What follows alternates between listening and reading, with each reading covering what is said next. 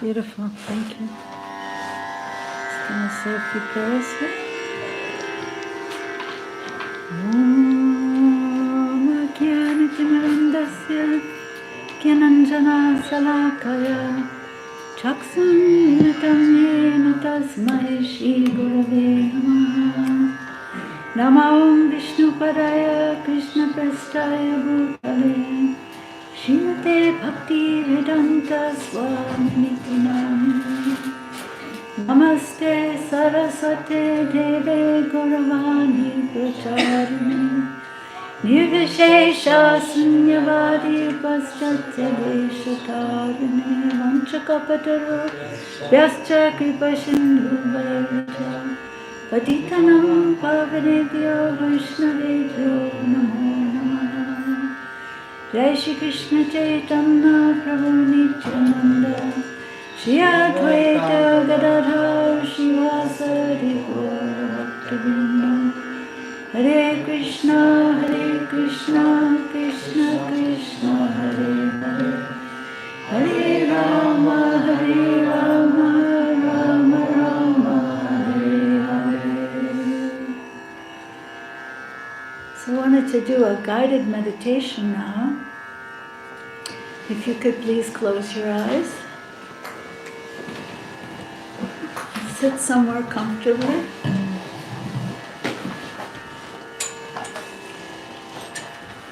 Take a deep breath in, breathing in presence, Krishna's presence, your presence. And then breathe out all distraction.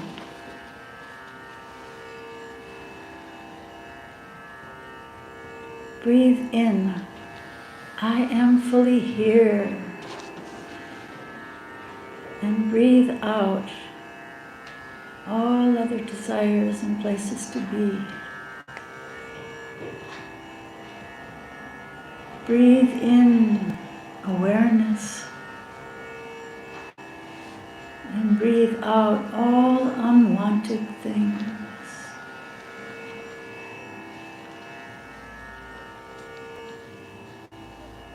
Oh my dear Lord Krishna, for so many years, lives, eons of time, I am standing in the middle and perhaps near the end of my life. I don't know how much more time I have in this life. I have been traveling through so many lives, up and down, chained, imprisoned in the cycle of repeated birth and death, through so many lives, through so many universes. I left you. I turned my back on you. Now I am turning back around to face you. Now I am remembering you. Please accept me. You are always, always seeing me. You are always, always with me. You know my faults, my failings, so much better than I do. Still you are merciful, forgiving my transgressions again and again. You are made of love, and I am part of you. Now I turn to you in reciprocal love, although I had forgotten you again and again. Still you are always, always there, waiting for me to turn to you. My dear Lord Krishna, I am yours.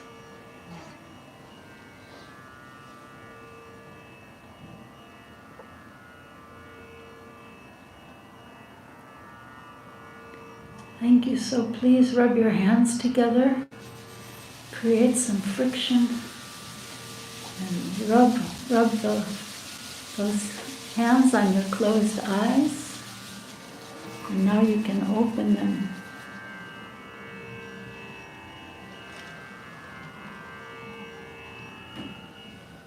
Thank you. Thank you. So we talked this morning a little bit about how authentic prayer is like molten lava versus cold, hard, calcified, stone-like heart that I so often live in. I don't know about you, but that's where I often live. So what is prayer on the path of bhakti? It's an opening of the heart, an offering of the heart. Bhakti is defined as a loving responsiveness, an opening of the heart and an offering of the heart. Someone is listening, a super friend, a beloved inside your heart is listening. So there's a story I like very much about Mother Teresa. I don't know if you've heard me tell this story before, but I like it so much. So this kind of snarky reporter wanted to get a little soundbite from Mother Teresa. And he wasn't looking for something deep, he just wanted a little soundbite. So he asked her, "What do you say to God when you pray?" And she said, "Mostly I just listen." And then again, he's just trying to get a little soundbite, so he said, "Oh, and what does God say?" And she said, "Mostly he just listens too." And then she said, "And if you can't understand that, I can't explain it to you." So I've really been trying to understand that. It's like, what is that deep listening? And what is that place? Like, I want that reciprocation, and Krishna reciprocates in different ways, but maybe I'm such a dumbcough, maybe I'm too dull and I'm not seeing, how is he responding? Is he, sometimes when we're really longing to hear that response, he responds through nature. We see signs in nature. A little animal can do something like, Jenna told that story of the little kitten showing up this morning. So sometimes through nature, sometimes someone will say something. Sometimes there's some inkling through chanting or with the deities or in service. So I really want to go deeper into that deep listening, And I don't think I understand it really well, but I want to. And, deep listening, what is deep listening? It means to hear with an open heart and to be willing to be changed by what you hear. That's what deep listening is, It's prayer is a cry of the heart, an outpouring of the heart, an opening of the heart. And it can be the beginning of a conversation with Krishna or divinity by any name.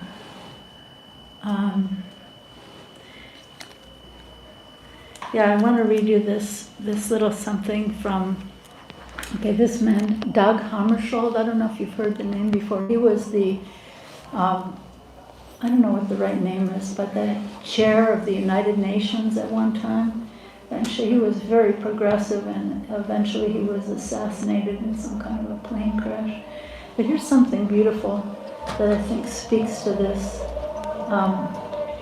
So I just said prayer can be the beginning of a conversation, right, with Krishna or divinity. So here's what he says. I think it's a little bit on point. He says, he was a Christian. He was from Sweden, I believe, Sweden.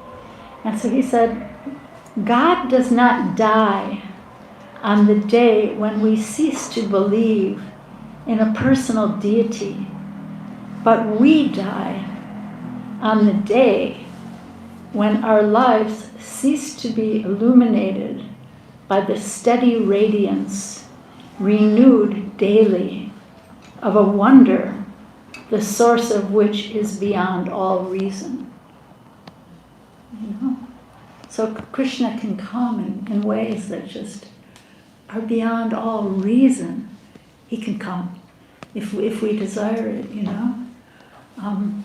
So authentic prayer, it's not just a lip service. It doesn't come from a place of complacency or entitlement, which I think is part of our big problem. We were talking, is Krishna Nandini still? We were talking yesterday about this concept of affluenza. People are afraid of COVID or influenza, but we don't think so much about affluenza, the disease that's sweeping the Western world, you know. We have so much, we're so entitled, and we want more and more and more. And, you know, we seem unable to be satisfied, you know, in very simple ways. So, again, Mother Teresa, she said something really interesting. She said that the poverty in the Western countries is more difficult to remove than the poverty of the belly that she saw when she was helping people in Calcutta. She said because the poverty in the Western countries is the poverty of the heart, poverty of the spirit. So, yeah, you know, think about it. When everything's all, oh, there you are. When everything's all, you know, copacetic in my life, I'm just fine. You know, everything's fine, fine, fine. Actually, Prabhupada wrote a poem about that before. Do you ever read his Vrindavan bhajans? He wrote a poem when he was sitting in Vrindavan about, I think it was called, I'm Doing Fine. So you visited someone in the hospital, you know, he broke his leg, he's in traction. You say, how are you doing? He goes, I'm fine, fine, fine. The whole poem was about all the modern Western world. I'm fine, you know, so... but it's almost like there's no need to pray, right? When we think we're doing fine, that's part of our problem. So Jesus said, be hot or be cold, but if you are lukewarm, I spit you out. Can you imagine? Be hot or be cold, but if you are lukewarm, I spit you out. So, maybe I'm lukewarm. Do you sometimes feel like you feel lukewarm? Like I do. And still, you know, so what do? Do we just throw ourselves in the trash and get the trash man to pick us up and take us there? No, you know, we begin where we begin, right? We can begin at the beginning. Even if I feel like I'm lukewarm, we begin. But when there's some urgency, when there's some ardent desire, like fire, like molten lava, then we can ignite. So I want to try an exercise. So I talked a little bit about this morning, but I want to do it as an exercise now. So if you can find someone who you don't know and get in twos. So if you have to move around, but just go get in twos with someone you don't know. You didn't come from Delaware with them. And you can't do someone you don't know, okay? Okay, split into twos.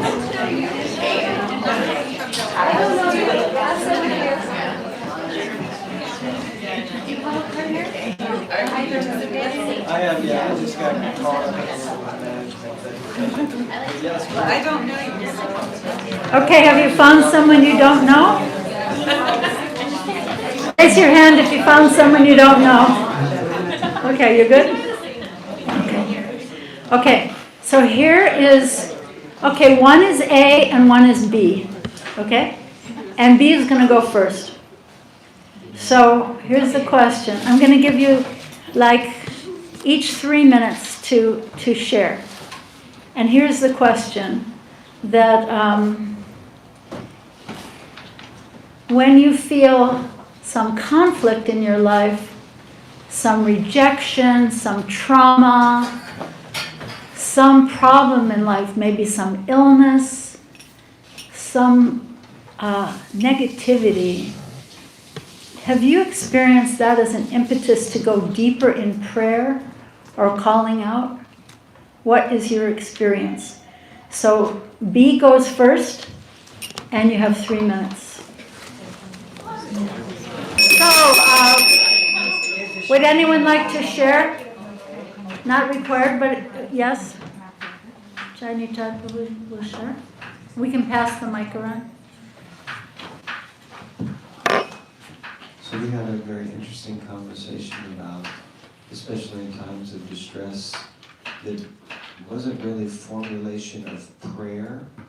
It was more dialogue and conversation with Krishna. And we've decided that we're going to write a book called, what is it?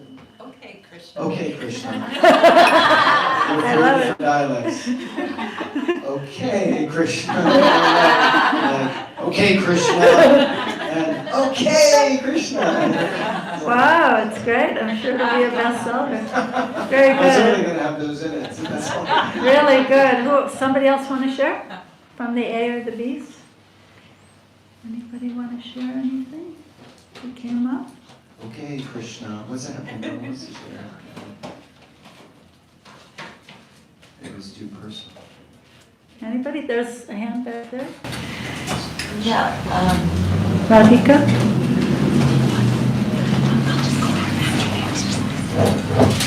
We found that if there's some sort of, something causing us anxiety, fear, or trauma, that sometimes we're not actually praying. We're caught in our internal worry or anxiety, and we have to call ourselves out to actually put that aside and have a conversation with Krishna. But then we really struggle to make that authentic. We found it more like it's surface level. I am going to Krishna on a transactional basis. Could you help me here and now?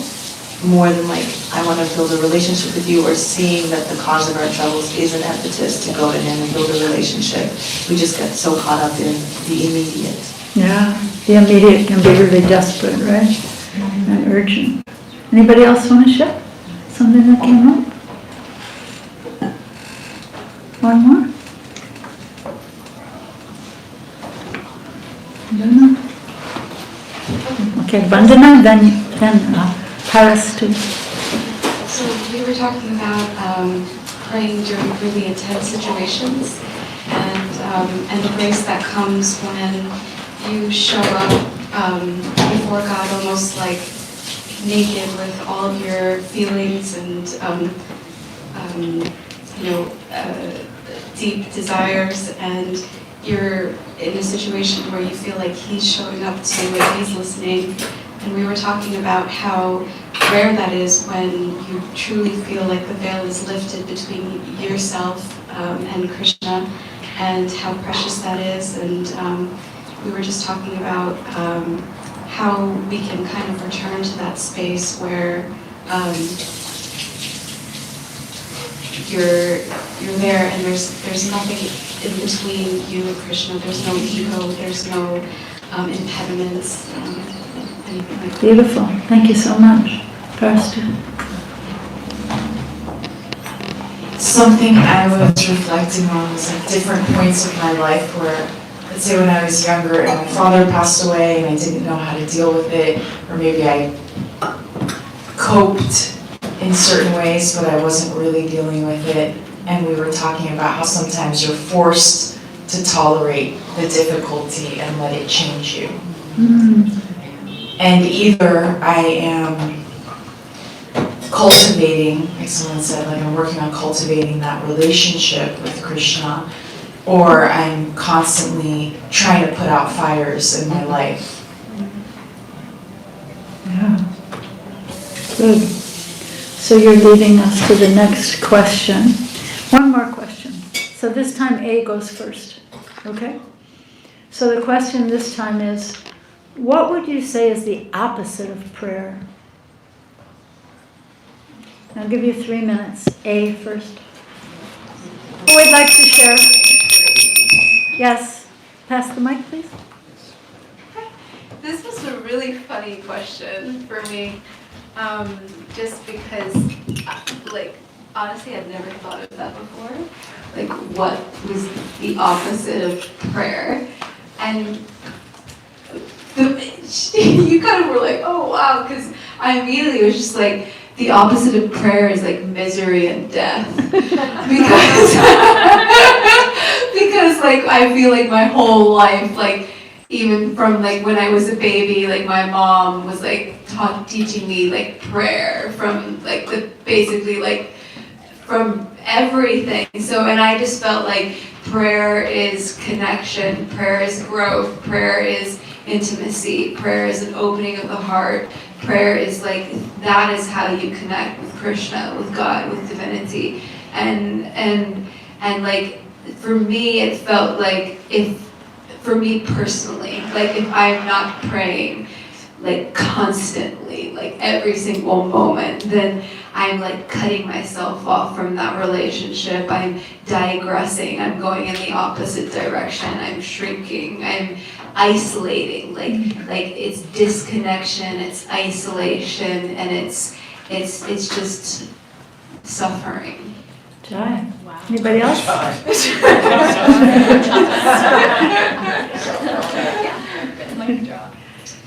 So in my opinion, the opposite of prayer is control, ego, and pride. So when I was younger, I used to admire people who would say like, oh, I can handle my own problems, like I'm in control of this, I don't need anyone's help, right? That was like when I was naive. But now that I'm older, I look at it as kind of like sad that these people have no idea how much help can be received in certain circumstances, and how their control doesn't permit them to even go on their spiritual journey. Because we're all spiritual beings, we really are. It's just a matter of whether we realize that it's time for us to be on that path towards betterment in every way. Great, thank you. Who else would like to share?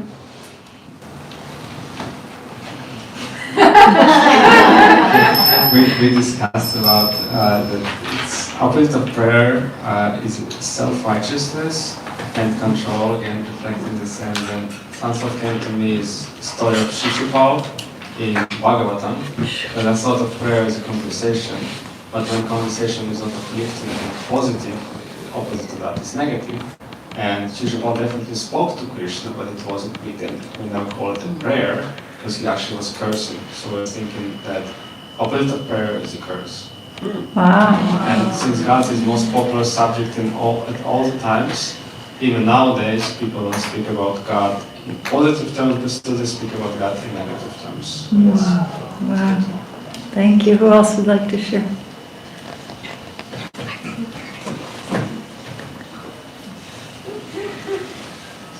We were discussing that the opposite could be a denial of God, in the sense that when bad things happen to us, say the loss of a person close to us or a pet, we might go through this feeling that God is doing something to us, and that why is God making us suffer, and it could actually have that opposite feeling.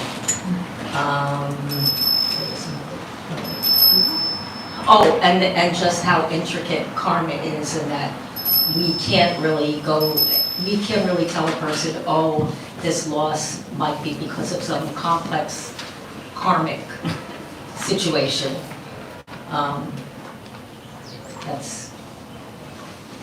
That's pretty much it. Thank you. Thank you. Somebody else like to share back in the corner?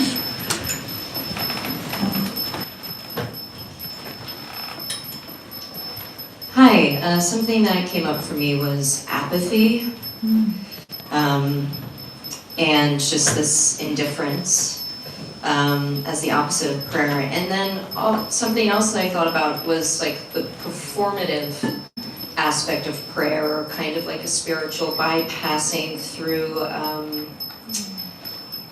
just the external sort of like posture of prayer, or trying to search for the words, but sort of like a performative element of it, which can feel like a shield actually from moving deeper into the internal world that someone has with prayer, because it is such an inside experience, and so a performative sort of nature of prayer that is sort of seen in a material kind of way, right? We can have our beads, but what we don't know what's happening inside, that something appears to be happening, or we think that something is happening by using the material aspects to get us inside. Prayer but to make a show, like yes, I'm praying, see me.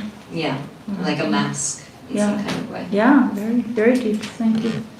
Thank you very much. Anybody else have anything they'd like to share? We were discussing about how the opposite is sort of like ignorance, like we ignore and we try to, someone used the term mask, or you take shelter of vices or different things to try to pretend that it's not really there. Like, see me, I'm a devotee, I'm chanting. Like that, but a little bit different, like, I'm not a devotee, I'm down the pub, I'm down the bar. It's like A devotee of some other something. Yeah. Something other, yeah. Anybody else? Thank you. This is very interesting. You all have such really beautiful insights. So, prayer is an up-facing energy from a humble place. Authentic prayer. We're not talking about prayer as a mask to make a show, right? But authentic prayer is it's an up-facing energy from a humble place. I was thinking that worry, is a down energy.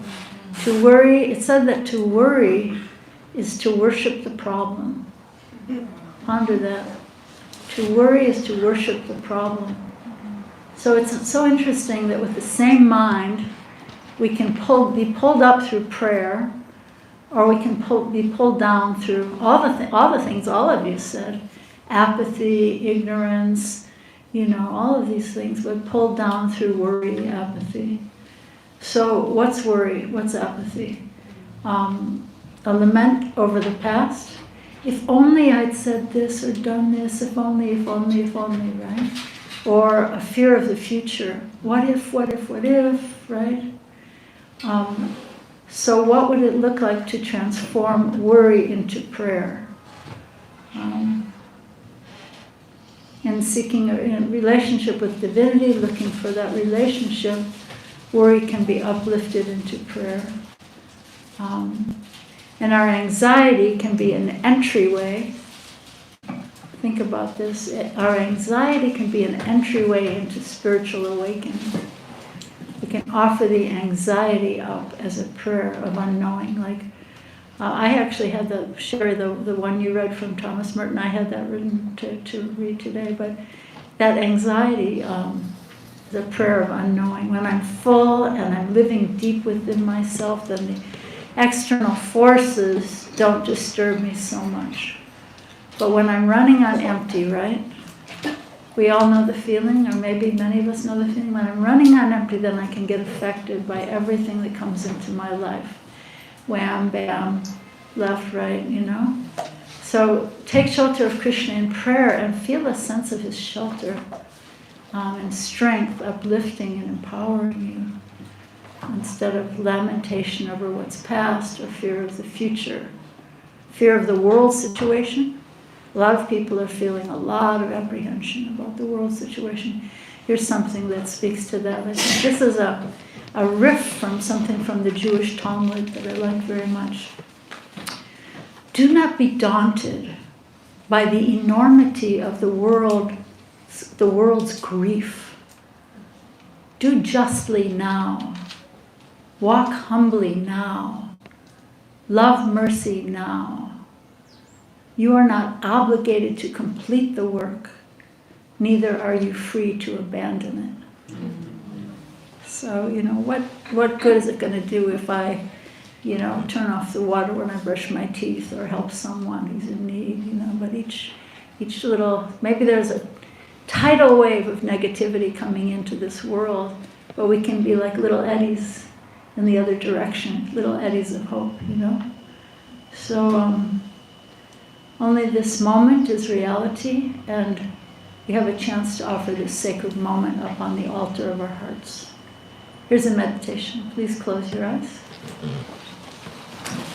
Can I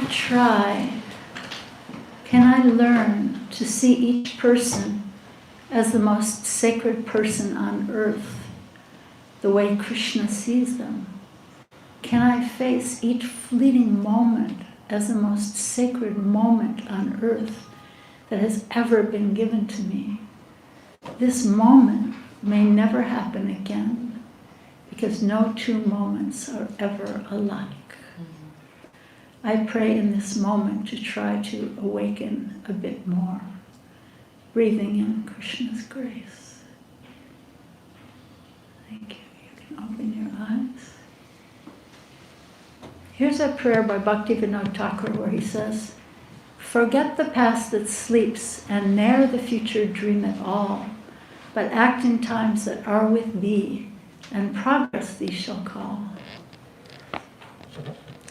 So here's another something interesting, because prayer means reaching out to love, right? So when we talk about prayer, we're talking about love also. We're talking about opening the heart to love. So here's something that I like from Thomas Merton. He says, "Love is not a matter of getting what you want. Quite the contrary. The insistence on always being satisfied, on always being fulfilled, makes love impossible. To love, you have to climb out of the cradle where everything is getting and grow up to the maturity of giving without concern for getting anything special in return." You like that one? Yeah. So I mentioned this morning that Nectar of Devotion talks about 3 types of prayer. A prayer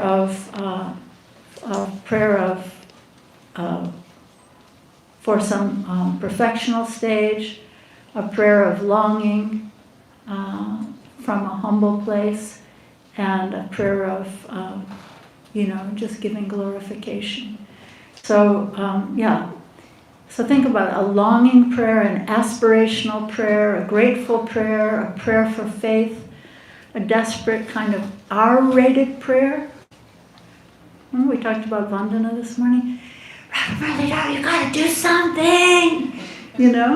Desperate prayer. So you want to take a few minutes to write, maybe you have a journal, or maybe you could put something in your phone. You can choose what kind of a prayer, but just write a little prayer on any one of those topics. A prayer for some perfectional stage. I just wish one day I could, whatever. Or a prayer for coming from a humble place, or a prayer of longing, or a prayer of gratitude. So take a few minutes. This time I'm going to give you 4 minutes. Thank you. That's for you. Thank you so much. Here's one that I like from the Islamic poet Hafiz. It's called The Stairway of Existence. We are not in pursuit of formalities or fake religious laws, for through the stairway of existence, we have come to God's door. We are people who need to love, because love is the soul's life. Love is simply creation's greatest joy. Through the stairway of existence, through the stairway of existence, Hafiz, have you now come? Have we all now come to the beloved's door?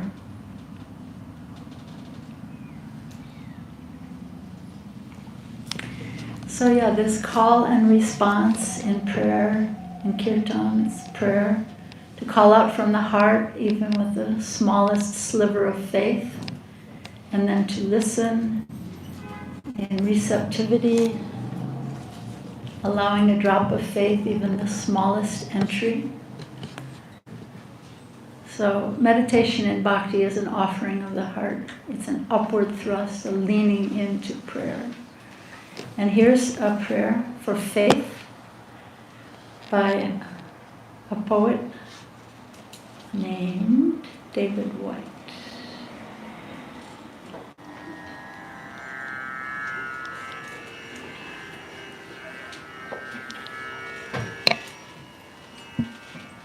He says, I want to write about faith, about the way the moon rises over cold snow night after night. Faithful, even as it fades from fullness, slowly becoming that last curving and impossible sliver of light before the final darkness. But I have no faith myself. I refuse it, even the smallest entry. Let this then, my small poem, like a new moon, slender and barely open, be the first prayer that opens me to faith. I'm going to say it again. I want to write about faith, about the way the moon rises over cold snow night after night. Faithful even as it fades from fullness, slowly becoming that last curving and impossible sliver of light before the final darkness. But I have no faith myself. I refuse it, the smallest entry. Let this then, my small poem, like a new moon, slender and barely open, be the first prayer that opens me to faith.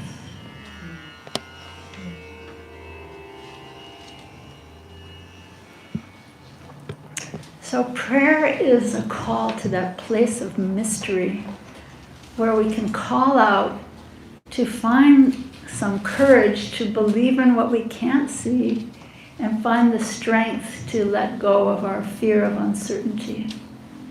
And I was thinking that an important aspect of taking shelter in prayer is trust. And trust seems like it's the beginning of faith. So when you trust someone, think about it, it has two aspects. Say you have to have a serious surgery, and you have to trust a doctor. You look for a doctor, right? And you trust someone that person should be qualified, right? And compassionate. Two aspects, right? So you don't, a doctor, you go to a doctor, they should have a proper degree on the wall from some institution. They didn't just go to the library and ask Sherry for a book about heart surgery, how to perform heart surgery, and so they have to be capable, qualified, right, for us to trust anything. You're going to a lawyer, you're going to go to a doctor, anything serious. And second, you think, well, will she be compassionate to my symptoms and be kind and caring?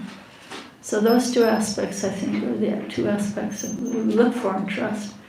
So when you think about Krishna is capable, right, to hold our trust, our faith. He's all-powerful.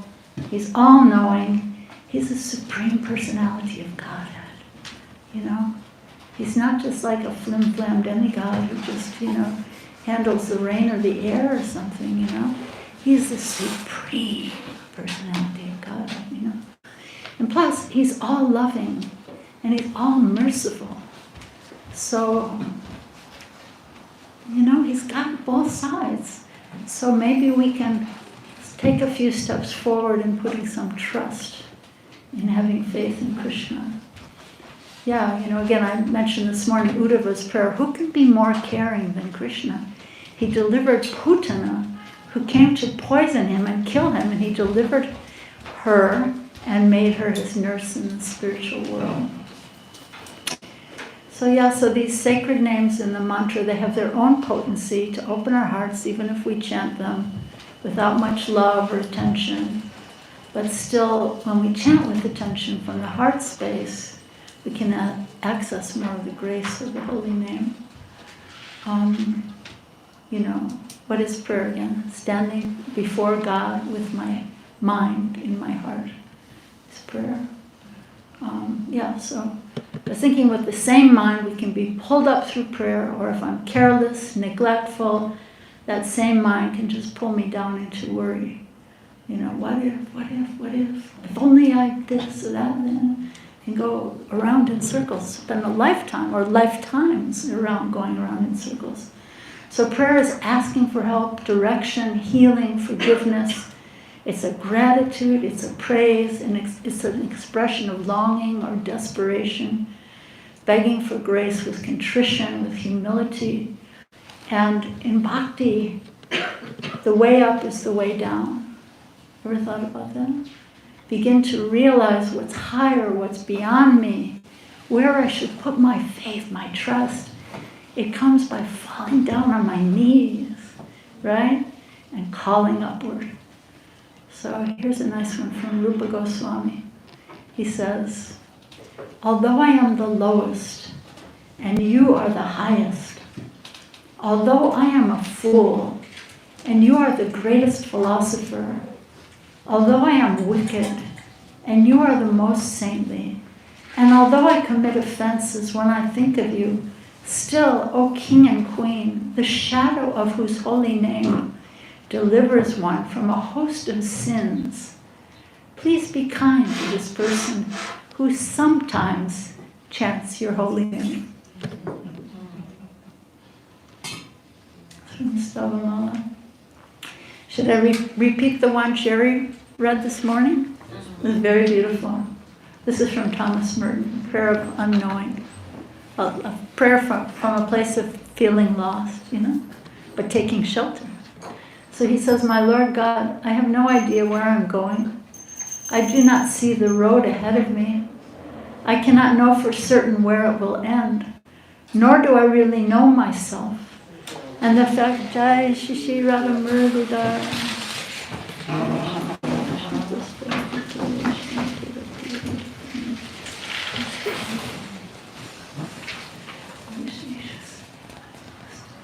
Nor do I really know myself, and the fact that I think I'm following your will does not mean that I'm actually doing so.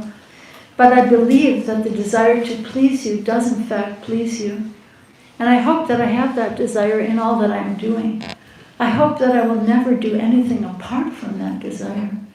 And I know that if I do this, you will lead me by the right road, though I may know nothing about it. Therefore I will trust you always. Though I may seem to be lost and in the shadow of death, I will not fear, for you are ever with me, and you will never leave me to face my perils alone. Right?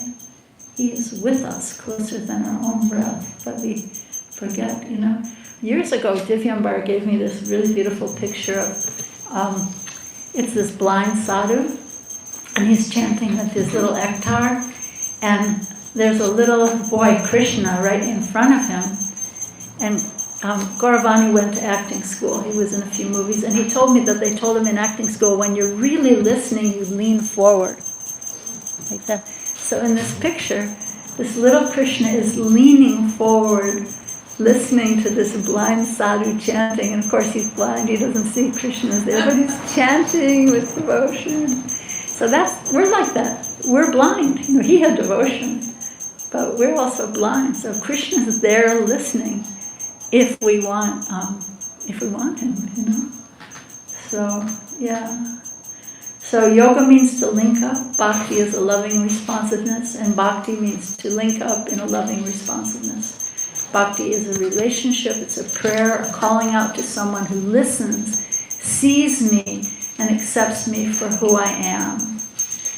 Here's a nice insight from the Franciscan monk, Father Richard Rohr.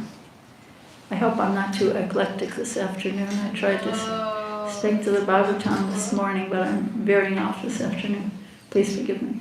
But it's all bhakti. To me, it's all bhakti. So he says, when we agree to love God, we are precisely agreeing to love everything. When we decide to trust God, we are also deciding to trust reality at its deepest foundation. When we pray, we expect help from another source. Our prayers then start both naming us and defining us. When we hear our prayers in our own ears and our own heart, we start choosing our deepest identity, our biggest future, and our best selves. We fall into our own hidden wholeness. So I would say we can pray for the humility it takes to find our wholeness in our littleness. My dear Lord Krishna, please give me the humility to see your greatness in others and to find the satisfaction of our sacred smallness, the bigness in our littleness. Find the bigness in our littleness. And I remember being at japa retreats at Govardhan, and the wonderful japa teachers would always say, try to hear the sincerity of your own voice, calling out to Krishna. So, I may think I'm just such a rascal, I have no sincerity, I can't do this. But try to hear the sincerity of your own call and prayer, Yeah. Here's a prayer that I like very much from Mirabai, 17th century woman, Bhakti poet. This is a prayer of urgency, I think. She says, to be born in a human body is rare. Don't throw away the reward of your past good deeds. Life passes in an instant. The leaf doesn't go back to the branch. The ocean of rebirth sweeps up all beings hard and pulls them into its cold running, fierce, implacable currents. Giridhara, which is a name for Krishna. Your name is the raft, the one safe passage over. Take me quickly. All the awake ones travel with Mira, singing the name. She says with them, get up, stop sleeping. The days of a life are short. I have a friend in Mumbai. She has, I don't know how she did this, I'm not very high tech, but she has Prabhupada's voice as her alarm on her phone to wake her up in the morning. And this is what Prabhupada says. He says, get up, rascal! Give up sleeping! And that's what wakes her up in the morning. It's nice, right? It's intense. It's intense. Sit properly. Give up your nonsense, rascal!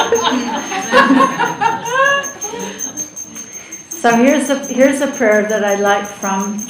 I was in Prague in the Czech Republic, and this is a friend of mine shared this prayer. This is a prayer that her either Catholic or Orthodox grandmother, Christian grandmother, gave her. I like it so much. Oh God, who gives unbelievable adventures, please fill our hearts with the tenderness of your love, so that we love you in everything and above everything, and in this way attain the fulfillment of your promises, which surpass all of our desires. Doesn't that sound like being on a bhakti path? Yeah. And here's a nice one from Rupa Goswami once again, circling back to Rupa Goswami.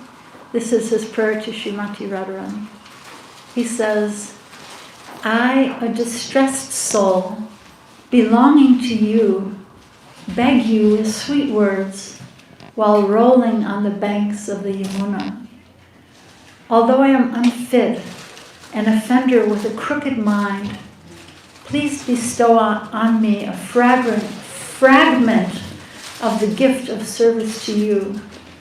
This unhappy soul is not fit to be neglected by you, for you have a butter-soft heart that melts constantly by the warmth of your compassion. Isn't that sweet to think of Radharani having a butter-soft heart, even if you're a vegan? And then Lord Chaitanya says, so this is in the last part of the Chaitanya Charitamrita, where he's really unpacking I want to share this. He's really unpacking the Sikshastakam prayers, which, later were put into 8 verses, but that whole last chapter of Chaitanya Charitamrita is unpacking those prayers.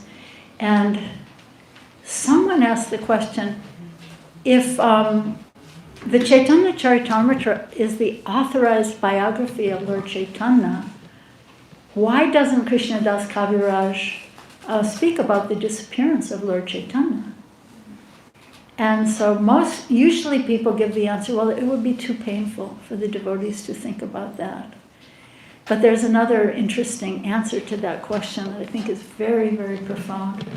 So you know how Prabhupada writes in the beginning, like on the title page of his Bhagavatam, he's offering his Bhagavatams to his spiritual master, and he says, he lives forever by his divine instructions, and the follower lives with him. So this more internal answer to that question is that Lord Chaitanya, he's unpacking this third verse of the Sikshastakam. I want to chant, incessantly, more in a mood more humble than a blade of grass, more tolerant than a tree, not seeking respect from others and offering all respect to others. So the point is that if we can imbibe that mood of Lord Chaitanya, which is like the final instruction in the Chaitanya Charitamrita, if we can imbibe that mood, then he will live forever and we will live with him. Isn't that beautiful? Yeah. Who said that? This is some internal from one of the acharyas. I heard it from Keshava Swami, but it was very beautiful. That by imbibing that mood, there's no disappearance of Lord Chaitanya, and we live eternally with him through that humility, So that's really beautiful. One other Vaishnava scholar was saying that the pyramid of power in this world has human beings at the top, and all the animals and the earth and the trees and the plants down below. And he said, this is his realization, he said that Lord Chaitanya has inverted the pyramid of power and put the human beings at the bottom to worship the earth and the plants and the animals and the tolerance of the trees. I find that really, really beautiful. Yeah. So in that last part of the Chaitanya Charitamrita, Lord Chaitanya says, Prema dhana dina vyarta daridra jivan dasa kori vetana more deha premadan. Without love of Godhead, I am impoverished and my life is useless. Please engage me as your servant and give me a salary of ecstatic love. Nice, huh? And then I just have a couple more prayers here. One that I like so much, it's a prayer to Radharani. This is from Vilap Kusamandali of Raghunath Das Goswami. So he says that, oh my goddess, I'm drowning in this ocean of nescience, and please give me, send me the strong boat of your mercy and ferry me across to the other side. Prayer to Radharani. Devi Dukkha Daya Kula Sagarodhare Duyamanam Mati Durgatam Janam Tam Kripaya Prabalano Kayat Bhutam Prapaya Svatavapada Pankajam. And then one more from the same beautiful book. He says, Tavai Vasmi. I'm just forgetting it, don't have it written here. But he says, I am yours. I can't live without being engaged in your service. Please accept me. Praying to Radharani. So, and then I wanted to say, Srila Prabhupada said something very beautiful, that if you have a prayer, then you should place, you see how Radharani's holding her hand up? Like that? So Prabhupada said, if you have a prayer, you should place your prayer in the hand of Sri Radha. And he said, even if you are a rascal number one, that she will petition Krishna on your behalf, and she will say to Krishna, please accept her, please accept him. She is better than me, he is better than me. And it's funny because in India, rascal's a really bad word. Like in America, remember the Little Rascals? You probably watched the reruns when you were little. They're so cute and funny. They ride around town with a donkey. Anyway, like for us, rascal's really cute, but in India, it's big. To call someone a rascal is like, What's the equivalent? the American equivalent of rascal? Like compared to Hindi? I don't know. You have to ask somebody better than me. Anyway, so Prabhupada says, even if you're a rascal number 1, she will recommend you. She will petition Krishna on your behalf. So that's something really, really beautiful to think about on this topic of prayer. So a little bit of a summary. Well, I'll end a little early, but if you have some questions or thoughts to share. But in summary, we talked about prayer as an up energy, and worry or apathy, all those beautiful thoughts you all had, as a down energy. We talked about trust as a beginning of faith. Trust having 2 aspects, capability and compassion. We talked about desperation and urgency and bhakti as a loving responsiveness. And so, yeah, thank you all so much. And what are your thoughts? Do you have any thoughts or takeaways, or what was important for you here? Anything you'd like to share? Anything that was new or important or jump up?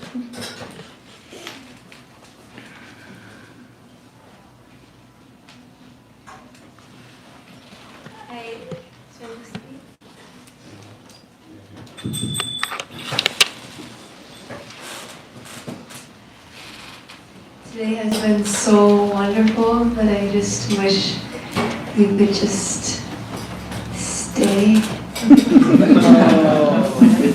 If you want Rukmini to come back to Bhakti Center, maybe even live, then we actually say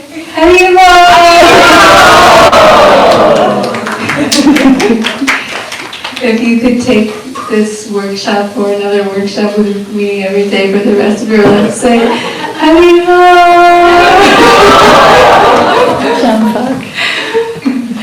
That's how I feel.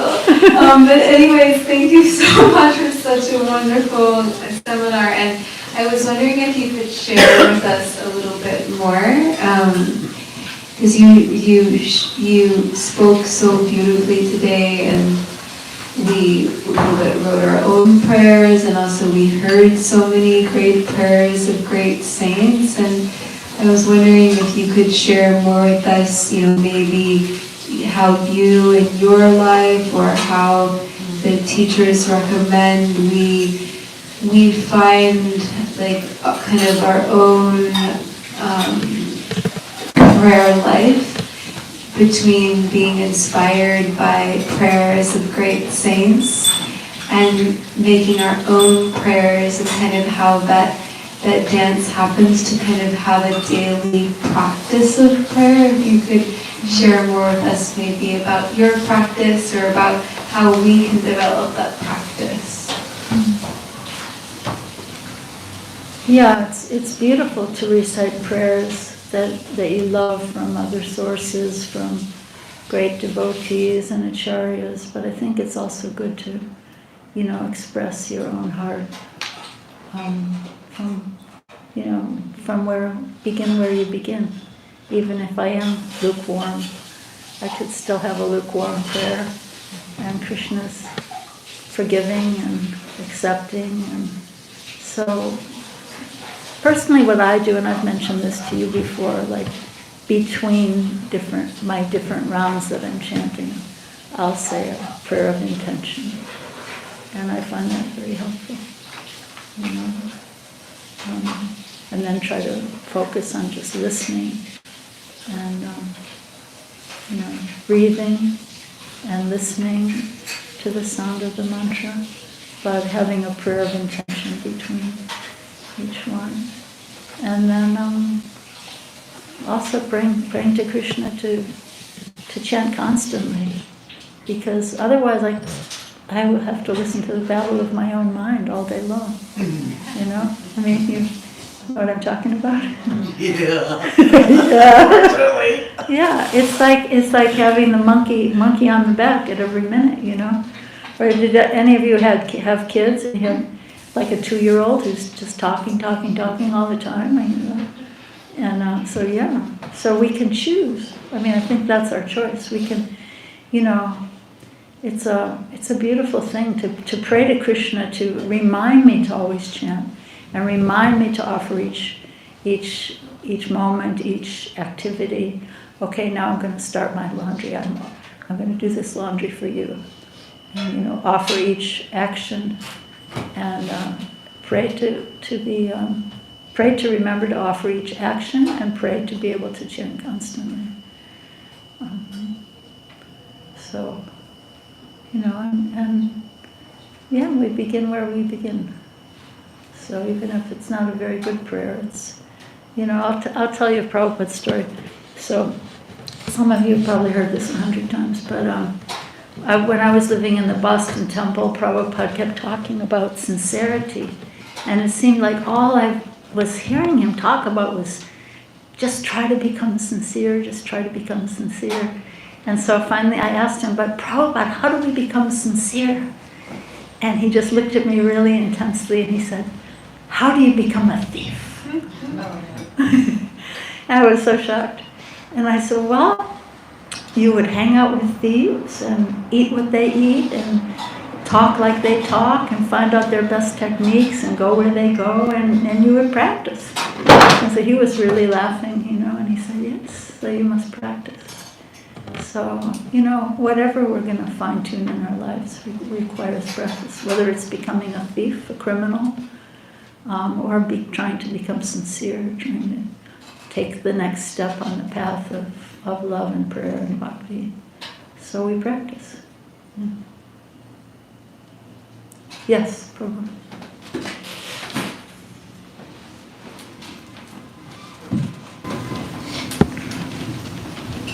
Hare Krishna Mataji.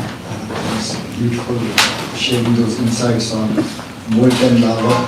I think and the sacred, every moment is sacred and all those. You shared about Mirabai and the leaf anecdote. Really, that inspires my heart.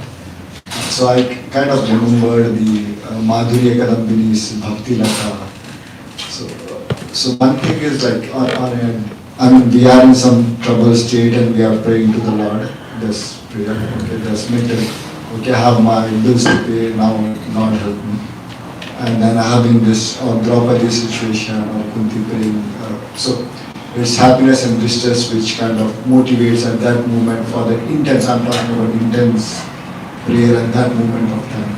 But then there are acharyas who have that constant lava state. So more, I'm talking about removing that hindrances in the prayerful state, ananta nivrutti, and being in that different Vatsalyaras and Radharani's prayer. So if you can briefly touch upon that, being in that constant lava state instead of like being there in the lava state and then first you pray with very deep intensity, the blockade was gone and then you have like your normal doing your daily life. So maybe how to be in that instance. I think that in itself is a prayer, you know? You're not praying for, it seems to me that Krishna puts difficulties in this world so we don't become complacent. Otherwise we would just relax and be here forever. But he's actually missing us. He wants us back, even though he's got thousands and millions and trillions of devotees who are infinitely greater than we are. Still he misses you and he wants you back there. He misses even little me and all these, he wants to embrace you and welcome you back to Goloka. So I believe he puts these pressures and losses and grief and all these things in this world to wake us up. Otherwise we fall asleep, we sleepwalk through our lives. So I think what you just said is a prayer in itself. Please Krishna, I'm not Kunti Devi, I'm not praying for more difficulties. I can't handle that. But please keep me in that molten lava state of remembrance of you.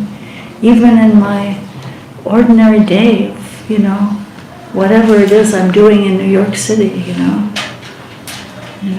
please keep me in that melted heart, pray for our stone hearts to be melted, but this is the path. Bhakti is the path for melting the stone heart, you know? Because like when we think about unconditional love, the love that we are creating, there is a distance, right, between, we need to create some distance between the object that is being loved and the person who is loving it, right? So in this case, creating that distance between, I mean, automatically we think there's a distance between Krishna, and that's what we are, right? We are in this material world. So there's a distance between Krishna and us. So how do we kind of bring that thought process and kind of build that intensity is, and again, like you said, obviously pray for that, but we are already in that stage. So. Well, I think that, you know, that that sense of separateness is our illusion, because we are part of Him. He is love, and we are meant to love Him.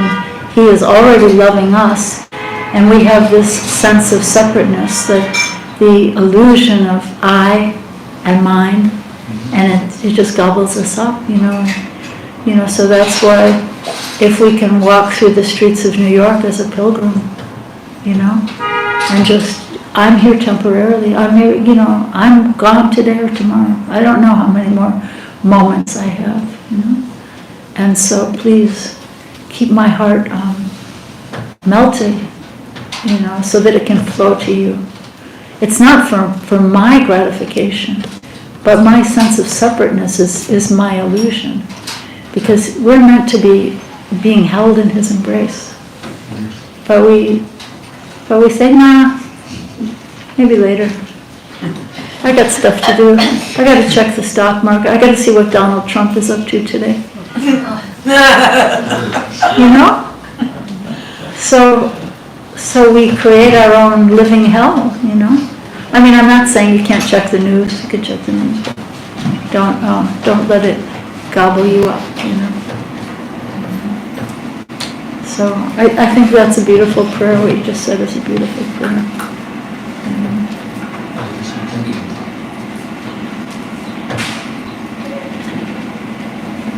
Somebody else? So I have a question about. Just a second, vandanam, and then you. I have a question about maybe adding into our routine prayers to the spiritual master, prayers to the acharya, especially on appearance days or disappearance days. Could you speak to that a little bit? Like how and in what mood we should pray to the spiritual master, whether he's here or whether he's departed from this world. It's just something that's always on my mind, to keep that connection with my spiritual master. And the years that go by, I don't want that connection to lessen. Yeah, that's a prayer also, isn't it?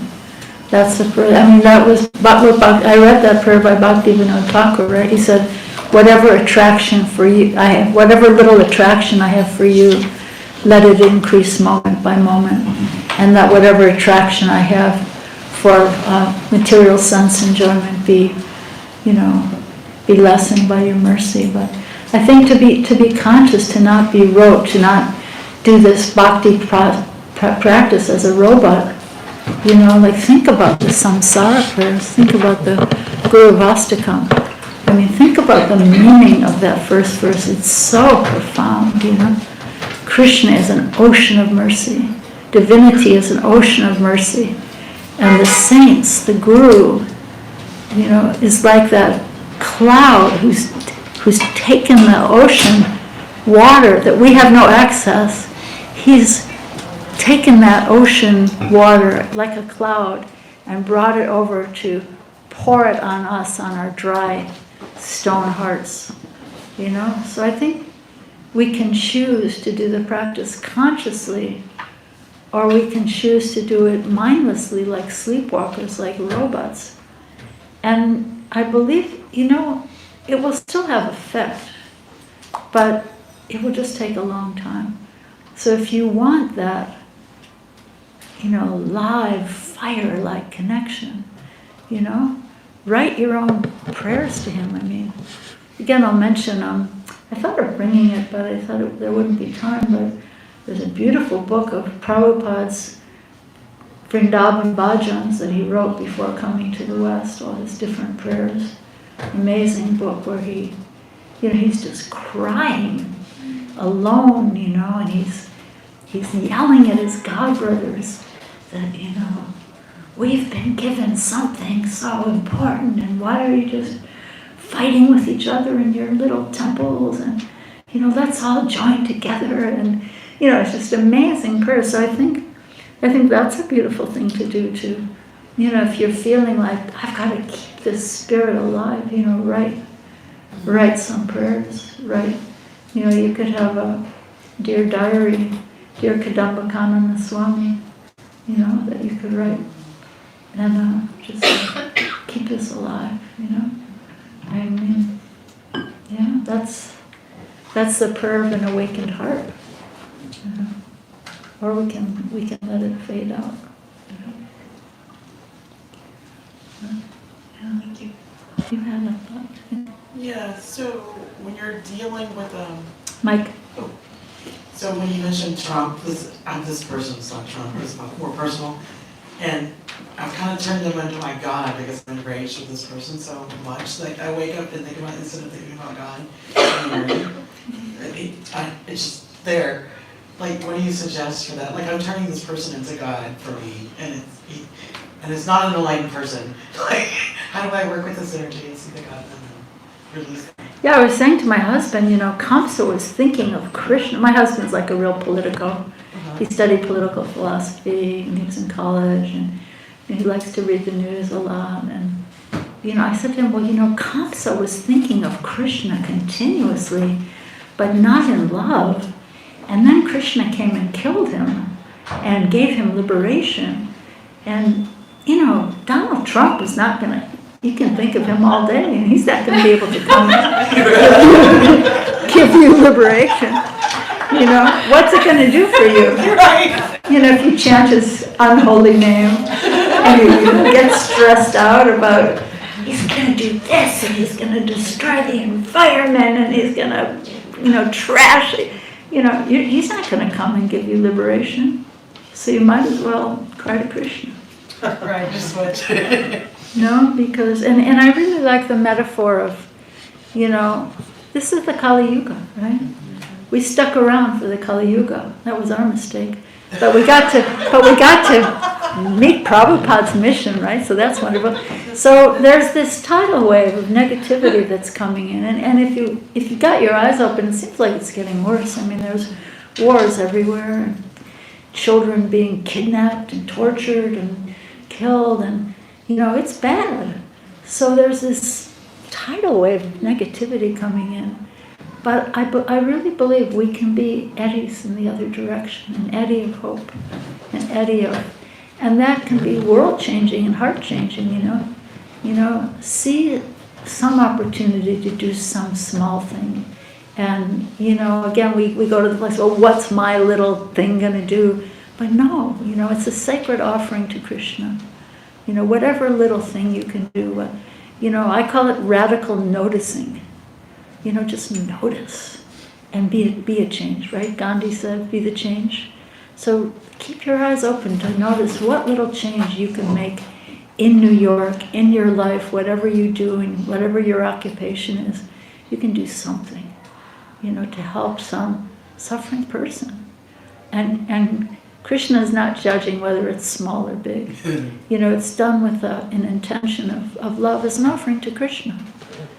Be an eddy of hope in the other direction.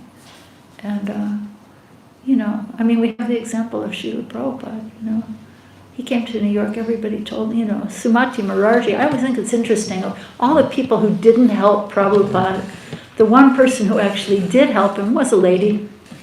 Isn't that interesting? This lady, and she really cared about him, but she was telling him, Swamiji, don't go there, you'll die there. She's telling him, don't go. She didn't want to give him that ticket. But he was so insistent, So we have the example. He did something extraordinary and fearless. And we can, in his service, we can try to do something, And that's a prayer. I think that's a prayer. Give me the intelligence to do something, selfless for someone in yours as an offering to you.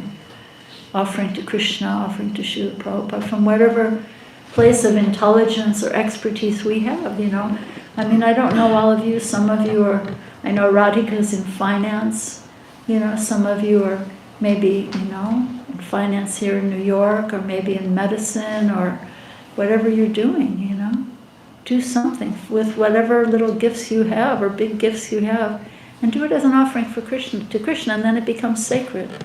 It's not just finance, and it's not just, you know, IT, it's not just, you know, it's, if you do it as an offering for Krishna, then it's sacred no matter what it is, even if it's, you know, and Krishna's not really accepting the leaf, the flower, the fruit, or water.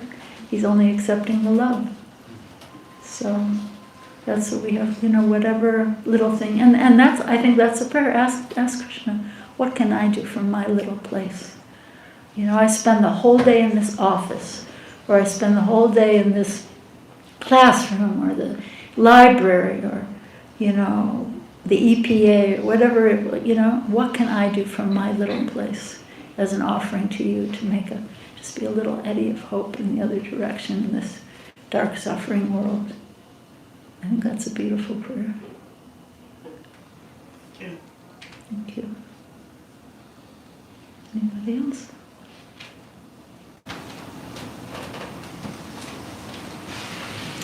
Okay, well, thank you. Yes, jump in. I just wanted to say too much. Make sure that people went first, but just one thing that I was thinking about from inspiration from your seminar, and that I found really helpful in my life, is just like how you were sharing, like the first thing, you know, the first thoughts that we have in the morning are so powerful, and that's why spiritual practice in the morning is so powerful. And the special time called Brahma Muhurta, when you wake up early before the sun rises, and like, you know, we have our japa, we have our prayers like that. But what I've always found helpful in my life, and I've been talking with my husband, I think I'm gonna put it on my to-do list. I used to have these amazing recording of Shiva Maharaj actually saying so many prayers that David Prosta from DC gave me. And I would, as soon as I wake up in the morning, press play and listen to those prayers and recite those prayers while I would even just get ready, take a shower, even before sitting down to do the japa or coming to the temple or whatever the morning program is. And just listening to the recordings and praying them out loud. And Shivaram Swami, he actually has a book that is my daily prayers, and it's all of his prayers. And I was thinking, I want to make my own, like, my daily prayers book. And I was thinking, wow, that'd be so cool. Like, everybody could make to the spiritual master, to Krishna. They could, you know, we could get the prayers Rukmini shared today, and we could all make our book of our daily prayers, and also take the daily prayers of Shivaram Swami, his daily prayers, or anyone who inspires us. And then I was thinking, this week I'm going to make myself like a new recording of all the prayers, and then as soon as I wake up in the morning, press play and be praying as I'm getting ready. So I was just wanted to share that, you know, that inspiration of like us all finding our favorite prayers and making our book of prayers, listening to prayers of our teachers, and first thing, just immediately going into that state of prayer to create the foundation for our day. Yeah, that's really beautiful. So they're actually traditional prayers to say even before getting out of bed in the morning. So there's a woman, I don't know if any of you read this book, I think her name is Lynn Twist. She wrote a book called The Myth, you read that? She wrote this book called The Myth of Scarcity. And she talks in this book about how we get up in the morning, and as soon as we open our eyes, we think, you know, I didn't get enough sleep.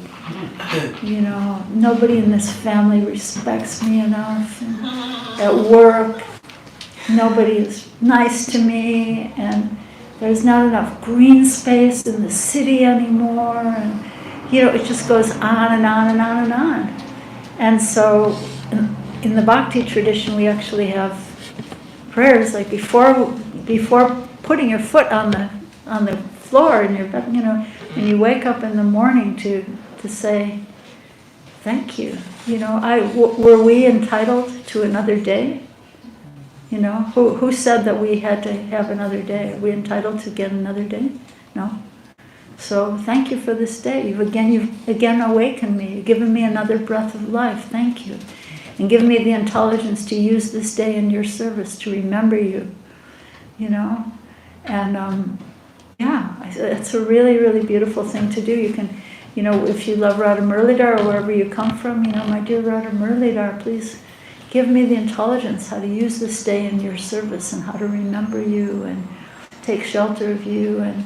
And there's a beautiful prayer in the 10th canto about Jayate Jananivaso Devaki Jan. That's like a prayer to be said first thing as soon as you open your eyes. It's like, and the prayer says, Krishna will be victorious. Wow. It's like all my depressions are not going to be victorious in this day, but Krishna will be victorious. And then there's let me utilize every moment, give me the intelligence. That's another one. And then there's a really beautiful one that before you put your foot on the floor, you say, Samudra Vasane Devi, you know this prayer? Samudra Vasane Devi, Devaki, I forget what is it? Samudra Vasane Devi, say it every morning, but now I'm forgetting. Parvata Sthana Mandite Vishnu Patni Namastubhyam Padasparsham Samastume.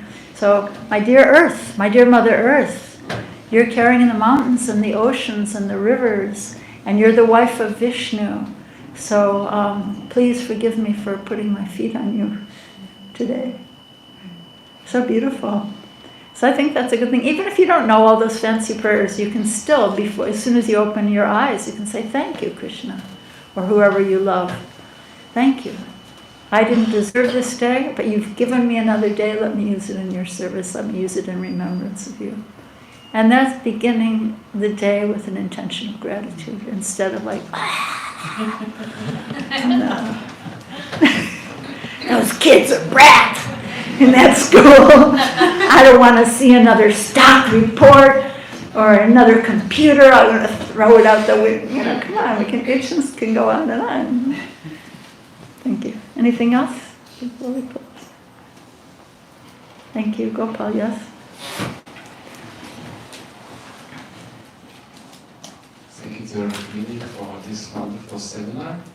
And as we meant to offer prayers, so I have a prayer to offer to the Lord, but I offer it as a gratitude for you. You requested us for 4 minutes to write our own prayer, so a little one. You allow me to say. Please. I don't know how to pray, but I wish to learn. I want to talk to you, O my Lord, all day long. Seeing the beauty and wonder all around me, please give me your eyes. I wish I learned to see the divine form qualities, pastimes, with your devotees. Let my life be a prayer. Please make me a devotee of your devotee. Ah, beautiful. Please make me a devotee of your devotee. Beautiful.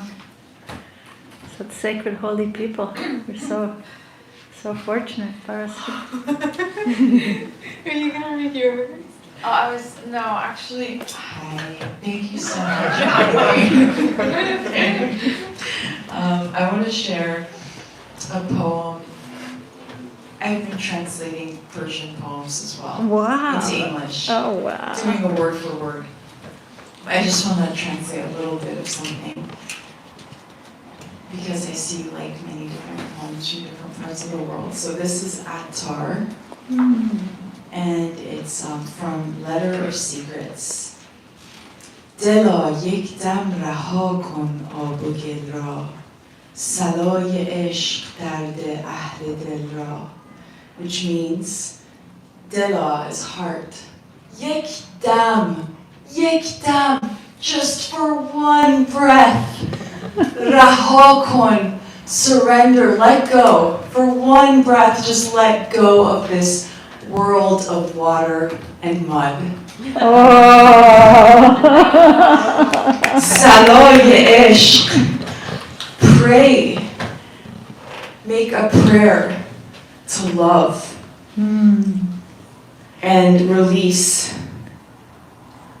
pain and soothe this primal pain of your soul.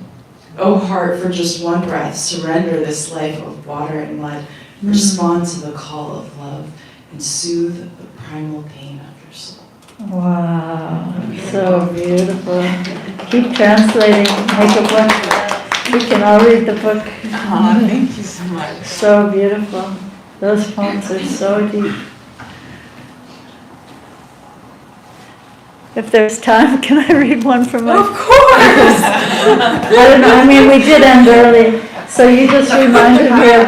Okay, this one is translated by my friend from Iran. Okay. So she's Jewish, but Persian is her first language. She grew up there. So this is her translation. You won't find it in any book. She says, this is Rumi. Yeah.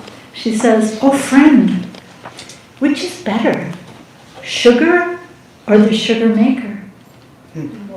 Is the beauty of the moon better or that of the moon maker? Oh gardens, are you better or your orchards and flowers, or the maker of flowers and fragrant daffodils?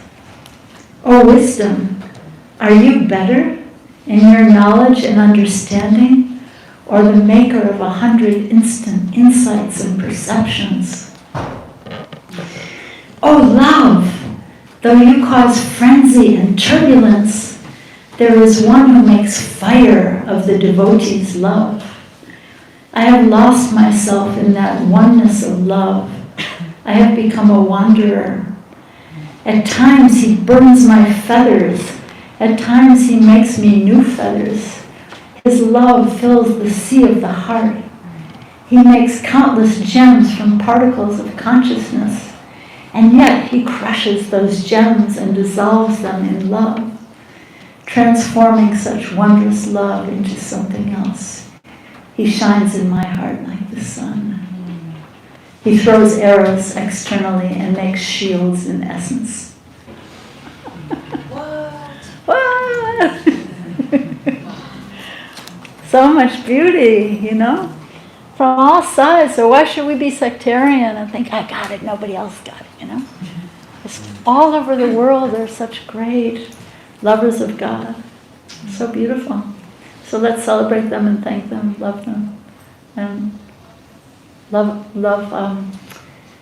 become lovers ourselves and approach the Supreme Beloved.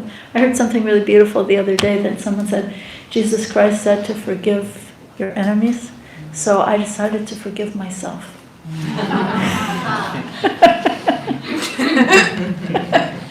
So thank you all so much for being here. Thank you for your patience. This was a long morning.